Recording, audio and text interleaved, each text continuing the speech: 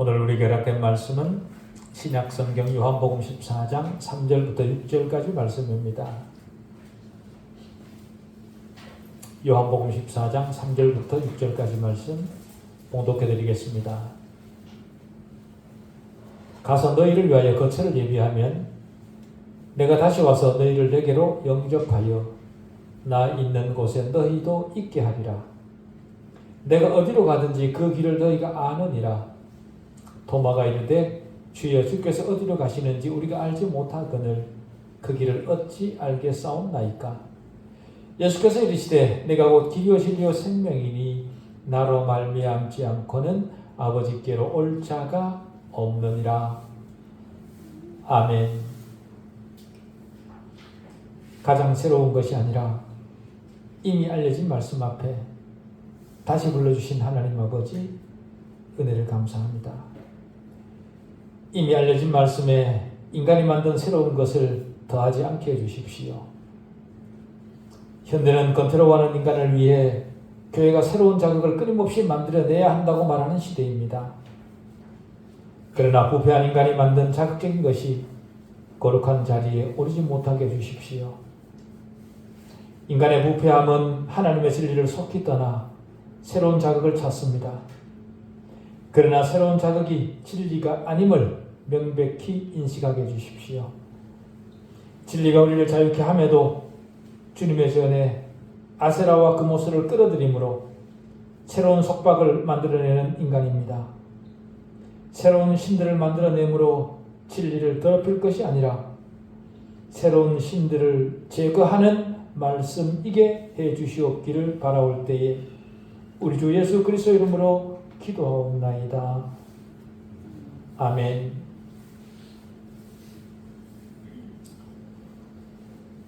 세상을 살아가는 많은 사람들은 불안 가운데 세상을 살아갑니다. 세상에 대한 불안만 가지고 살아가는 것이 아니라 이 세상을 떠난 뒤에 대해서까지도 불안과 걱정을 놓지 못합니다. 그런 걱정 가운데 하나가 하늘에 가게 되면 앞서간 사람들을 알아보게 될까라는 걱정입니다. 나랑 생을 함께 살았던 그 사람들을 거기 가서 알아보게 될까? 우리가 서로 알아보는 문제에 있어서 성경은 너무도 명백하게 서로를 알아보게 된다. 그렇게 말합니다. 서로를 알아보는 것이 문제가 되는 이유는 세상을 잘못 산 것에 대한 부끄러움 때문일 것입니다. 그러나 그런 걱정보다 주님을 만나서 즐거워할 것을 더 먼저 생각해야 되지 않겠습니까? 왜 그런가 하면 주님과 연합된 사실을 확인하면 주 안에 있는 모든 사람과 함께 하늘에서 즐거워할 수 있기 때문에 그렇습니다. 주님과 함께 하늘에서 우리가 다시 연합하게 되는 것, 그것이 진정으로 영적이고 재연합, 빛나는 재연합입니다. 세상을 살면서 가지게 되었던 수많은 문제들과 실패들, 그런 기억들을 그대로 가지고 주님이 없이 지인들만 다시 만나게 된다면 그곳은 그렇게 좋은 곳이 못 될 것 같습니다. 그런 하늘이라면 저는 거기에 가고 싶지 않습니다. 그러나 다행히도 성경에 그런 언급은 없습니다. 비록 주님의 죽음으로 잠시 주님과 떨어지겠지만 주님께서 다시 오셔서 제자들을 데리고 주님이 계신 곳에 영원토록 함께 거하실 날이 오고 있다. 그렇게 말씀하십니다. 가서 너희를 위하여 거처를 예비하면 내가 다시 와서 너희를 내게로 영접하여 나 있는 곳에 너희도 있게 하리라.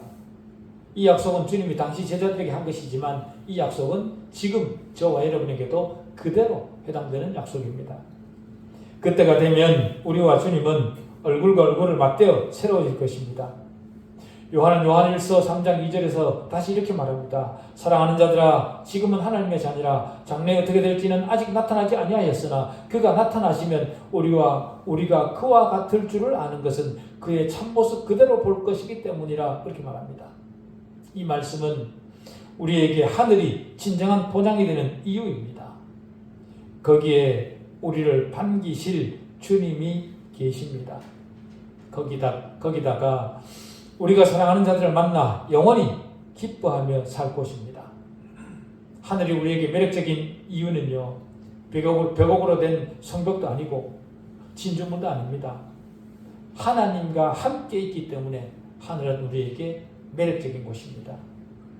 어느 날 우리 모두는 이 땅에 있는 집이 무너지는 것을 경험할 것입니다. 그 날이 얼마나 빨리 올지는 아무도 모르죠. 그러나 내가 그리고 여러분이 아는 것은 하늘에 우리를 위해 예비된 거처가 있다는 사실입니다. 그곳은 내가 지금 원하는 모든 것이 준비되어 있습니다. 그 영원한 거처, 우리는 그것을 은혜로 선물 받았습니다. 이 사실을 알고 세상을 사는 것은 정말 영광스러운 삶입니다. 하늘에 있는 본향, 그곳은 지금 어찌할 수 없는 우리 허전한 마음을 달래기 위한 속임수가 아닙니다. 하늘은 우리에게 미래의 현실입니다. 거기에서 우리는 서로를 알아보고 부둥켜 안고 즐거워할 것입니다. 우리가 그곳에 가면 서로 만나게 될 것이라는 사실을 지시하는 표현이 구약에도 많이 있습니다. 특히 족장들의 죽음과 관련해서 자주 사용되는 어구, 다시 말해서 자기 열조에게 돌아갔다는 말. 대표적으로 창세기 25장 8절은 아브라함에 대해 그의 나이가 높고 늙어서 기운이 다하여 죽어 자기 열조에게 돌아가며 그렇게 얘기를 합니다. 가서 만난다는 거죠. 창세기 35장 29절에도 이삭이 나이가 많고 늙어 기운이 다하며 죽어 자기 열조에게로 돌아가니 그렇게 얘기를 하고, 창세기 49장 33절에서도 야곱이 아들에게 명하기를 마치고 그 발을 침상에 모으고 숨을 거두니 그의 백성에게로 그의 열조에게로 돌아갔더라 그렇게 얘기를 합니다. 그 외에도 하늘에 가면 다시 만나게 된다는 이런 표현들이 구약에 많이 있습니다. 많은 사람들은 열조에게 돌아갔다라는 말이 단순히 죽었다라는 말로 생각을 합니다. 그러나 단순히 죽었다는 것이 아니라 죽음의 결과로 자기보다 앞서간 사람들과 합류했다 그 말입니다. 다시 말해 인간에게 죽음은 끝이 아니라는 겁니다. 신약 성경으로 와서 마태복음 17장 변화산상에서 일어난 사건 속에서도 똑같은 진리를 보게 됩니다. 거기서 주님은 세 제자 베드로, 야고보, 요한을 데리고 산에 오르셨습니다. 거기서 주님은 하늘의 영광을 드러내는 형태로 변화되셨죠. 그런데 그 옆에 이미 영화의 단계에 들어간 모세와 엘리야가 함께 나타납니다. 모세와 엘리야가 살았던 시대가 완전히 다르지 않습니까? 그렇지만 하늘에서 만나서 다시 나타난 겁니다. 누가는 그들을 사람들이라 그렇게 부릅니다. 다시 말해 육체를 이탈한 영들이 아니라 그 말이죠. 여기에 모세와 엘리야는 다른 사람들이 알아볼 수 있도록 자기의 개성을 가지고 있었고 세 제자들도 그들을 알아봤습니다. 누가복음 16장 부자와 나사로 이야기도 우리는 너무도 잘 압니다. 부자가 지옥에 가서 고통 속에서 자기 눈을 들어 멀리서 아브라함과 아브라함의 품속에 있는 나사로를 보았다 그렇게 얘기를 합니다. 거기서도 우리는 세상을 떠난 사람들을 서로 알아봅니다. 다시 말해 지금 내 모습을 통해 미래의 내 모습을 보게 되는 겁니다. 그렇기 때문에 지금 내 모습을 어떻게 가꾸냐는 굉장히 중요한 문제입니다. 내가 내 스스로에게, 내 주변 사람들에게 어떤 사람으로 인식되고 있는가 다시 돌아보는 계기가 되었으면 좋겠습니다. 마태복음 8장 1절에 가면 주님께서 직접 하신 말씀도 있습니다. 또 너희에게 이르노니 동서로부터 많은 사람이 이르러 아브라함과 이삭과 야곱과 함께 천국에 앉으려니와 그 구약시대 사람들과 우리가 함께 가서 천국에 함께 앉는다는 겁니다. 이것은 위대한 약속이죠. 그날에 우리는 생각지도 못했던 사람들을 만나게 될지도 모릅니다. 또 반대로 당연하게 하늘에 있을 것이라고 생각했던 사람이 없어서 놀랄 수도 있습니다. 그리스도 안에서 이 세상을 떠나는 사람들은 영원히 떠나는 것이 아닙니다. 그들은 주님과 함께 있고 우리도 언젠가는 그들이 있는 곳에서 다시 만날 것입니다. 서로를 보되 서로가 가진 본래의 모습을 보게 될 것입니다. 왜냐하면 조금 전에 읽었던 요한일서 3장 2절에 그의 참모습 그대로 볼 것이기 때문이라고 진술하고 있기 때문에 그렇습니다. 그런데 요한일서 3장 2절에는 우리가 걱정하는 부분에 대해 위로가 되는 말씀이 있습니다. 거기에 보면 주님이 나타나실 때 우리가 주님과 같이 된다. 주님처럼 된다. 그렇게 얘기를 합니다. 주님은 거룩과 지식과 사랑, 다시 말해 우리가 부족했던 모든 부분에서 완벽하신 분입니다. 지금 우리는 부족하지만 그때가 되면 저와 여러분이 주님과 같이 주님처럼 될 것입니다. 죄와 무지와 분노와 미움과 왜곡, 우리 관계를 손상시킨 모든 것들이 제거되고 주님과 같은 모습으로 변화된 서로를 보게 될 것입니다. 이 땅에서 가지고 있던 모든 성품적 결함들, 부정적 요소, 절망 이런 것들이 제거된 상태로 우리는 서로를 보게 될 것입니다. 다시 말해 제 가운데 보는 것이 아니라 하나님께서 본래 의도하신 존재 그대로 보게 될 것이라. 그것이 성경이 우리에게 하고 있는 약속입니다. 계시록 22장 12절에서 주님은 이렇게 약속하십니다. 보라 내가 속히 오리니 내가 줄 상이 내게 있어 각 사람에게 그가 행한 대로 갚아주리라. 그렇게 얘기합니다. 여기서 많은 그리스도인들이 상급에 대해 오해를 하죠. 다시 말해 이 땅에서 일을 열심히 더 많이 하면 하늘에서도 더 많은 상을 받게 될 것이라 그렇게 생각을 하는 겁니다. 그러나 생각을 해보십시오. 일을 더 많이 해서 이 다음에 더 많은 것을 얻기 위해 일했다면 그것은 삭슬 받고 일하는 일꾼에 불과합니다. 주님 앞에서의 상급은 그리스도를 섬기는 것을 통해 받습니다. 세상에서 열심히 선행을 하고 봉사하고 구제하는 목적이 다음 세상에서 더 많은 것을 받기 위한 것이라면 그것은 자기 영광을 구한 것이지 주님을 섬긴 것이 아닙니다. 그렇다고 선행하고 봉사하고 구제하는 것이 필요 없다거나 하지 말라는 것이 아닙니다. 성경에 나온 신실한 인물들은 하나님을 섬기면서도 낙심할 많은 것들을 가지고 있었습니다. 그들은 하나님을 섬기고 말씀을 지키기 위해 격렬한 시련을 당하기도 하고 고난을 당하기도 하고 매를 얻어맞기도 했고 고통을 받고 조롱을 당하기도 했습니다. 그럼에도 상 주시는 이를 바라보았기 때문에 참아낼 수 있었다. 히브리서 11장 26절은 그렇게 말합니다. 히브리서 11장을 우리는 믿음장이라 그렇게 부릅니다. 거기에 수많은 믿음의 선진들이 소개되어 있죠. 그들이 칭찬을 들은 것은 이 세상에서 구제와 봉사와 공로를 많이 쌓았기 때문에 칭찬을 들은 사람은 단 한 명도 없습니다. 그들이 칭찬을 들은 유일한 한 가지는 믿음이었습니다. 믿음의 실천을 위해 목숨을 걸었던 거죠. 믿음, 그것이 하나님 앞에서 받을 유일한 상급입니다. 우리가 믿음 앞에 신실하다면 그리고 그 믿음을 실천하는 일에 최선을 다했다면 하늘에서 받을 상급 때문에 즐거울 것입니다. 그럼에도 우리는 서로를 비판하는 성향을 가지고 있습니다. 죄를 짓고 불신합니다. 부끄럽죠? 그러나 그런 허물을 바라보기보다 하늘에서 받을 승리를 바라보고 기뻐해야 되는 우리가 아닌가 싶습니다. 주님의 말씀을 표면적 가치로만 여길 것이 아니라 내일 나에게 분명하게 해당될 가장 확실한 약속으로 받아들이고 믿음과 그 믿음을 실천하는 일에 우리 남은 힘을 기울여야 될 것입니다. 성경이 말하는 참 예수를 제거하고 그 자리에 다른 예수를 가져다 놓으면 여기에서는 이 땅에서는 인기가 있을 수 있습니다. 그러나 하나님께서 그렇게 하라고 성경을 주신 것이 아닙니다. 주님 말씀은 세상적 관점에서 보면 언제나 독단적입니다. 세상 앞에 절대로 아부하지 않습니다. 오늘 말씀 중에는 세상이 독단적이라고 생각해서 극도로 싫어하는 말씀이 있죠. 예수께서 이르시되 내가 곧 길이요 진리요 생명이니 나로 말미암지 않고는 아버지께로 올 자가 없느니라. 바로 그 말입니다.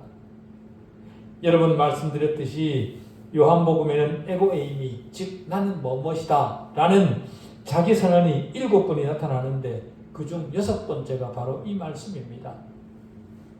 주님의 이 선언들이 진리라면 세상이 아무리 싫다고 하더라도 우리는 그리스도인으로서 이런 말씀에 대해 거부감을 가져서는 안 됩니다. 왜냐하면 이 선언들은 인간에게 가장 필요한 선언이기 때문에 그렇습니다. 바로 이 선언 때문에 타 종교가 기독교를 싫어하는 겁니다. 하나님에게 이르는 유일한 길은 예수 그리스도뿐이다 그렇게 얘기를 하니까 자기들이 배척당하는 것 같고 멸시당하는 것 같으니까 기독교를 싫어하고 저주하는 겁니다.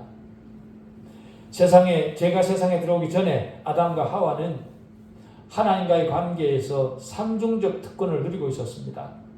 첫째는 하나님과 교통했고, 둘째는 하나님과 하나님의 진리를 알았고, 셋째는 영적 생명을 소유했었습니다. 그러나 불순종으로 죄에 빠졌을 때 이런 특권들을 상실했습니다. 하나님과 멀어지고 진리 대신 거짓과 오류로 타락했고 영적 생명 대신 사망이 들어왔습니다. 하나님과 멀어지고 거짓과 오류 그리고 사망에 매여 있는 것이 현재 인간의 조건입니다. 하나님의 진리를 알지 못하고 정죄를 받아 영적 사망에 처해졌고 급기야는 육체적 죽음을 맛보게 되었습니다. 그런 인간에게 그리스도께서 내가 곧 길이요 진리요 생명이라 그렇게 선언하신 겁니다. 이 말씀은 인간의 이런 삼중적 난제에 대한 유일한 해답입니다. 예수 그리스도만이 길이고 예수 그리스도만이 진리고 예수 그리스도만이 생명입니다. 하나님으로부터 멀어진 인간이 하나님에게 이르는 길이 있습니다. 무지와 오류가 아니라 진리가 있습니다. 죽음이 아니고 생명이신 분이 있습니다. 그렇기 때문에 이 선언은 복음 중에 복음입니다. 3년이나 주님의 제자로 따라다녔지만 주님이 가는 길에 대해 여전히 혼란스러웠던 베드로는 주여 어디로 가시나이까? 라고 묻습니다. 도마도 주여 주께서 어디로 가시는지 우리가 알지 못하거늘 그 길을 어찌 알겠사옵나이까? 라고 합니다. 빌립도 주여 아버지를 우리에게 보여주옵소서라고 합니다. 여전히 주님을 믿지 못해 혼란에 빠져있고 불안해하는 제자들입니다. 그들에게 분명한 답을 하신 겁니다.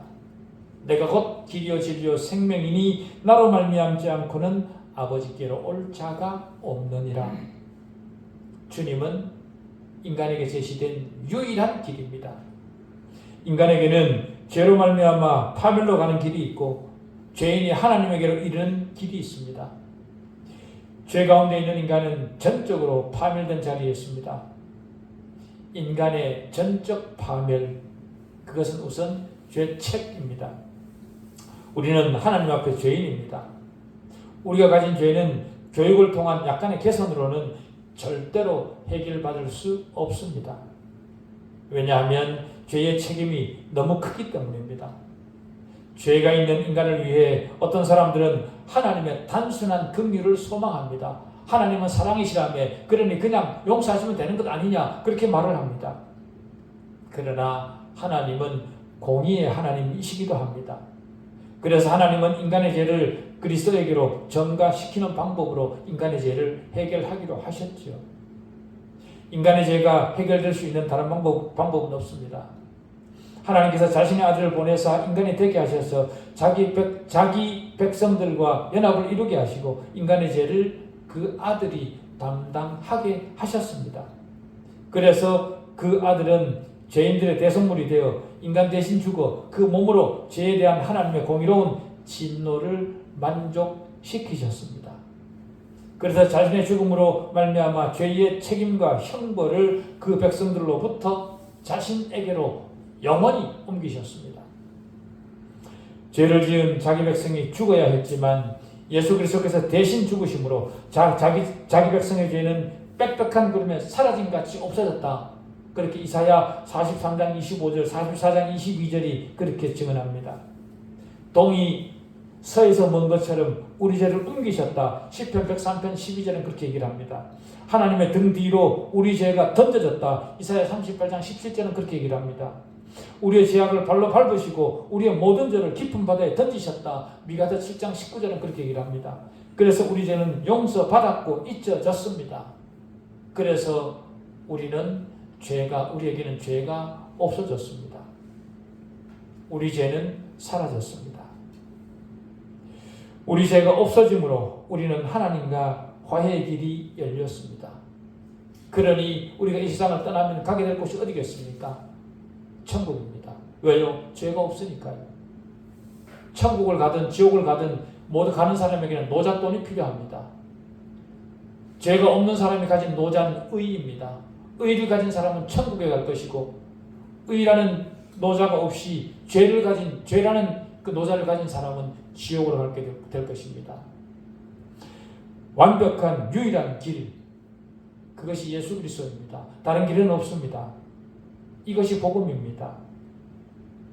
하나님과 화해한 인간은 죄의 권세로부터 벗어납니다. 주님 안에서만 일어난 유일한 길입니다. 우리가 때로 실수하고 넘어질 때마다 마귀는 다가와 속삭입니다. 네가 여전히 이 모양인데 어떻게 네가 하나님께 용서를 받겠느냐? 마귀는 우리에게 속삭입니다. 그러나 마귀의 소리에 낙담하지 마십시오. 우리의 상태와 전혀 관계없이 2000년 전에 십자가에서 우리 죄를 해결하셨습니다. 우리 죄는 2000년 전에 주님께서 이미 해결하셨습니다. 우리가 의로워서 구원받은 것이 아닙니다. 주님은 경건치 않은 저와 여러분을 위해 죽으셨습니다. 의심과 두려움이 우리를 불안하게 합니다. 그러나 하나님에게 나아갈 유일한 길, 예수 그리스도가 우리 편입니다. 여러분 편입니다. 제 편입니다. 두 번째 우리가 살필 단어는 진리입니다. 내가 진리라는 말씀은 주님의 진리가, 주님의 실체가 곧 하나님이라 그 말입니다. 주님은 내가 너희에게 아버지에 관한 진리를 말하려고 왔다, 그렇게 말하지 않으시고 내가 곧 진리라 그렇게 말씀하셨습니다. 주님이 곧 하나님이시라 그 말이죠. 그 자체가 바로 진리라는 겁니다. 주님은 인격을 가진 하나님이십니다. 주님 안에서 우리는 하나님을 봅니다. 하나님이 어떤 분입니까? 하나님은 인격입니다. 하나님은 세상을 움직이는 비인격적 어떤 추상적 물질이나 활동의 법칙이 아닙니다. 기계적으로 세계를 작동시키는 어떤 힘이 아닙니다. 하나님은 인격이 가지는 모든 특성을 가지고 창조하신 세계를 운영하고 섭리하시고 보존하시는 분입니다. 그렇기 때문에 하나님은 인격인 우리와 교제하실 수 있고 조절하시며 통제하시며 섭리하십니다. 거기다가 하나님은 거룩하신 분입니다. 세상을 사는 우리는 선과 악, 질서와 무질서 속에 섞여서 합니다. 인격을 가지셨기 때문에 도덕과 관계 있으신 분이시고 악에 대해 전혀 관계가 없으신 분이십니다. 하나님이 거룩한 분이시기 때문에 주님도 거룩하십니다. 죄가 없으십니다. 거기다가 주님을 통해 하나님의 긍휼도 드러납니다. 하나님은 사랑입니다. 자기 백성의 부르짖음에 귀를 막고 계시는 분이 아닙니다. 그러면서도 동시에 하나님은 공의를 요구하십니다. 공의를 요구하시면서도 자기 백성을 위해 대신 죽으시기 위해 사람이 사는 세상에 내려오셨습니다. 주님의 위대한 외침 세 번째는 자신의 생명이라. 주님을 믿는 모든 사람을 사망에서 해방시키셨습니다. 생명이 없는 사람, 즉 중생하지 못한 사람은 육에 속한 사람입니다. 그는 이 세상 풍속을 따라 사는 사람입니다. 하나님께 속한 일들에 대해 전혀 관심이 없는 그런 사람입니다. 하나님에 대해 두려움도 없습니다. 오히려 하나님을 무시하고 멸시합니다. 그러다 보니 하나님의 영광에 대해서도 완전히 무지하죠. 그저 자기중심적으로 살아갑니다. 세상에 대해서는 살아있지만 하늘에 속한 일에 대해서는 죽어있는 사람입니다. 그들에게는 영적 생명이 없습니다. 성경은 그런 자들을 죽은 자들이라 그렇게 분류합니다. 그런 자들에게 생명을 주시는 유일한 분 예수 그리스도입니다. 그 예수 그리스도가 저와 여러분 안에 함께 살아가고 있습니다. 믿는 자들 속에는 하나님이 함께 계십니다. 하나님은 사람들 속에 들어가셔서 자신의 생명을 나누어 주십니다. 하나님이 함께 계시는 자들, 그들은 생명을 얻은 자들입니다.